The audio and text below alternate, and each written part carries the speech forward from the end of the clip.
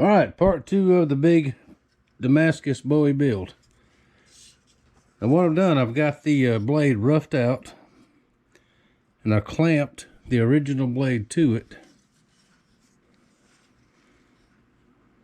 There's the Damascus we're working with.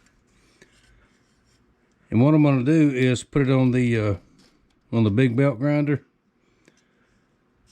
and even up the lines here and here. I'll have to swap the vice grips around a little bit, but I just want a good straight line. And for whatever this the old blade is, it's straight, and I want the same shape because that's what the man wants. So I'll show you a little bit of that, and then we'll move on to the next step. All right, watch your ears. This thing is sort of loud, so hang on. Safety glasses. Where did my glasses go?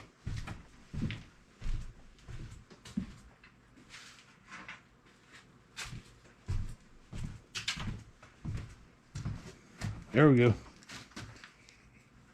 Don't want nothing flying up in my eyeball.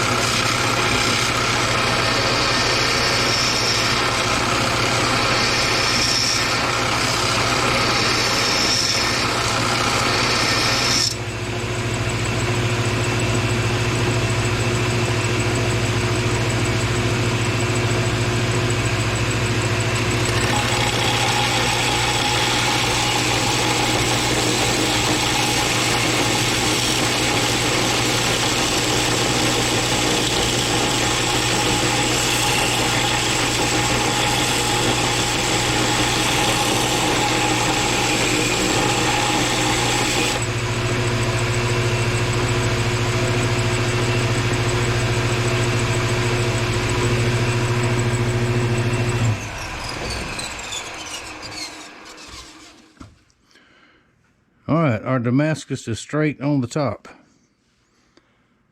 I'm going to move these clamps around, and we're going to follow this edge here on the bottom.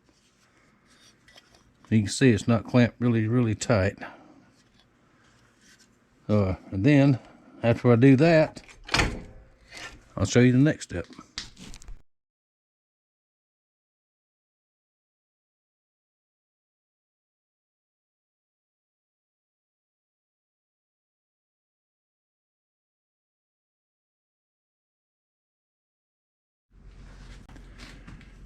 All right, we got the blade set up in the magnets. That's one reason I got 2 of these magnets for these bigger blades, so I can hold even pressure on there. Now, what I'm going to do now is flatten this, surface grind it, if you will. You see, it's a little bit off.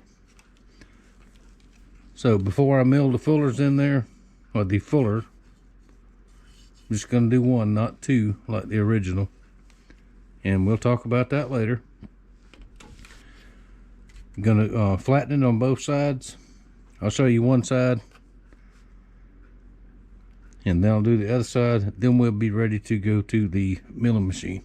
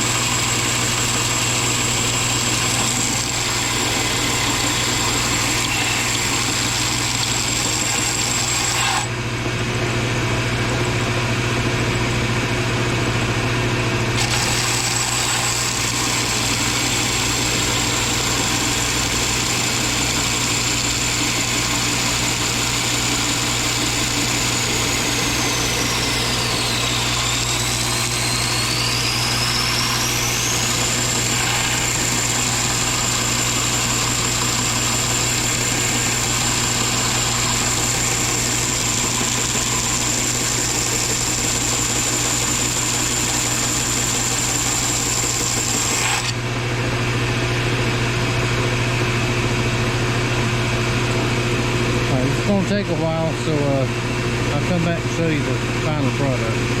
I may have to change the belts too. We'll see.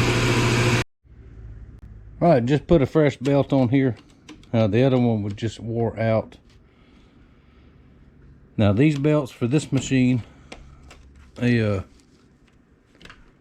6x48, these run the metal cutting blades like this about 20 bucks a piece. That's why you use every bit of it you can use. So and on this particular machine, that's really a pain in the butt to get it tracked back up right and doing right. But now we're ready to go. I'll show you what the finished product looks like here in just a minute. Whoop. Getting ahead of myself. There we go. Got it flat. Now, still got to do the other side. But now the steel is very, very hot. If I dunk it in water right now, it's going to harden it. I don't want it hard yet. So I'm going to put it on the table over here and let it cool. Once it cools back down to room temperature, I'll flip it over and do the same exact thing on the other side. Then we'll go to the mill with it. While it's cooling, it's time for a sandwich. There we go. Now we've got a couple of clamps on it.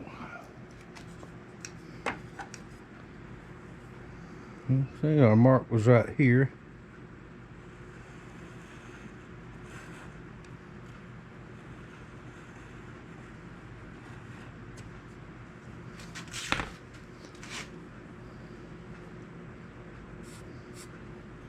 Alright, that's where I want my fuller to be. Now we'll go get the milling machine set up.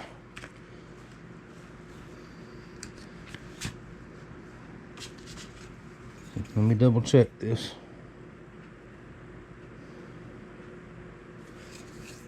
Wrong side.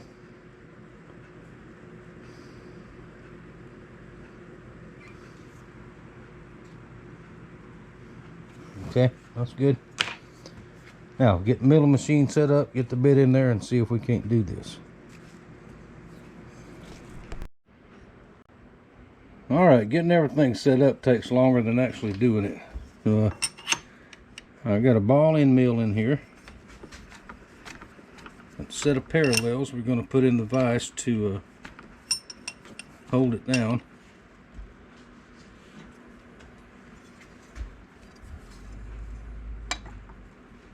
Set the blade in there.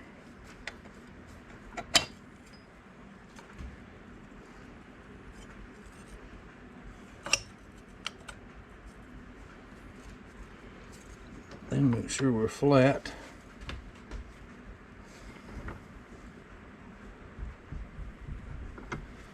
And when I lock it down, that'll stop moving. Got to finish getting it set.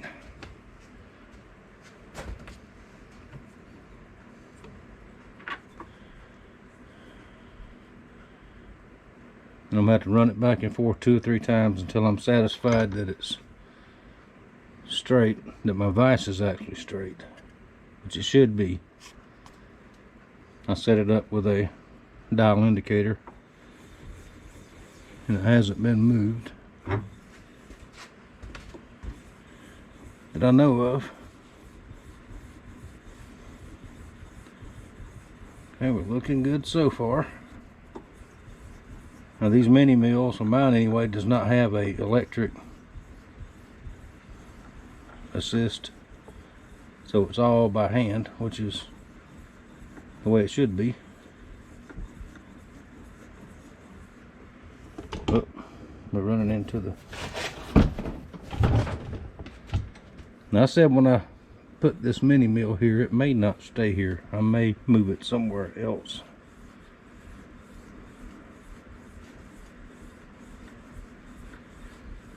Okay, I'm satisfied with that. Now I'm gonna run it back down because I want to go that way with it. Let's see, so let's go ahead and lock down the table from moving that way. That'll stop that. These little mills are not necessarily exactly precision, but they do a good job for what they're designed to do. Now, to get this set before I start cutting, I'm gonna step back a little bit and make sure everything's right, because if I goof up this, then I screw up a very, very expensive piece of Damascus and cost myself a bunch of money.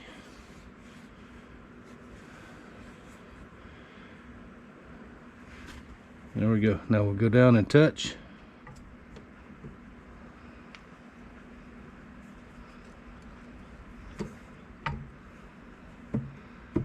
Just like that, come up.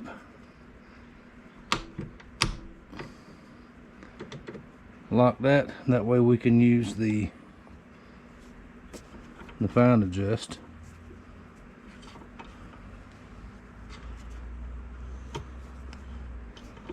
To go up and down. It's not going to be very deep. It's just a little indentation.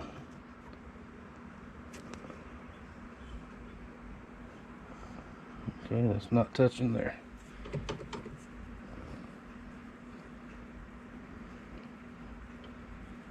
Well, let's loosen that back up. That's why it was stiff.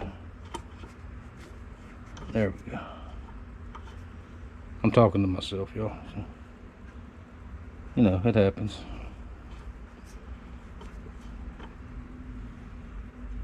Okay, one little adjustment. We're gonna go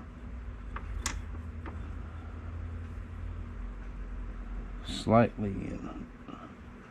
There we go. Just like that.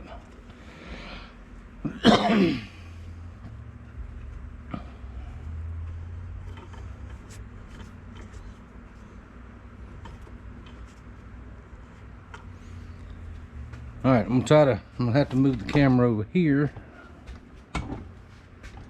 when I start cutting. I hope y'all can see that, because I've got to be on this side so I can work that. Hang on and we'll try it.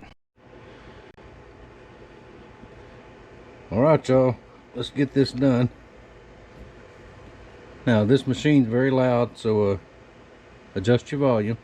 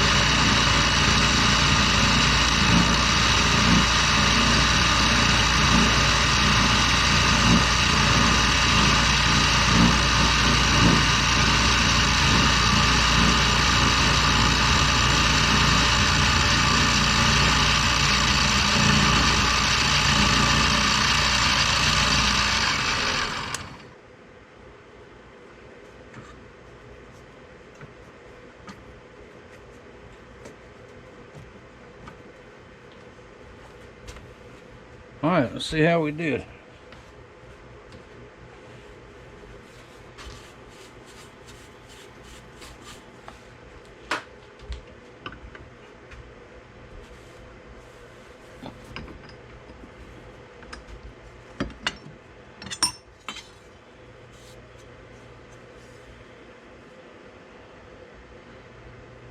I mean, right on it. Now, that is plenty big enough fuller for this knife or any other, in my opinion. And in the end, when I sand everything flush, it will look very, very, very nice. And I was really nervous because I've never cut a fuller on Damascus. Especially, I think this piece, shipping, tax, everything getting it here was like almost $170, so that's cool. Now, when we get to the brass, finger guard and all that, we will come back to the milling machine and do that, but that won't be today. It's almost dark. I'm satisfied with what I've accomplished today, so this will be part 2 of the Bowie knife, the build. Let's call it the Damascus Bowie build now, because now we got something we can work with. Thank y'all for watching. Thank you for your support. And I'll see y'all probably Monday. Tomorrow is Sunday. I'm taking off, so sorta. I got things to do at the house.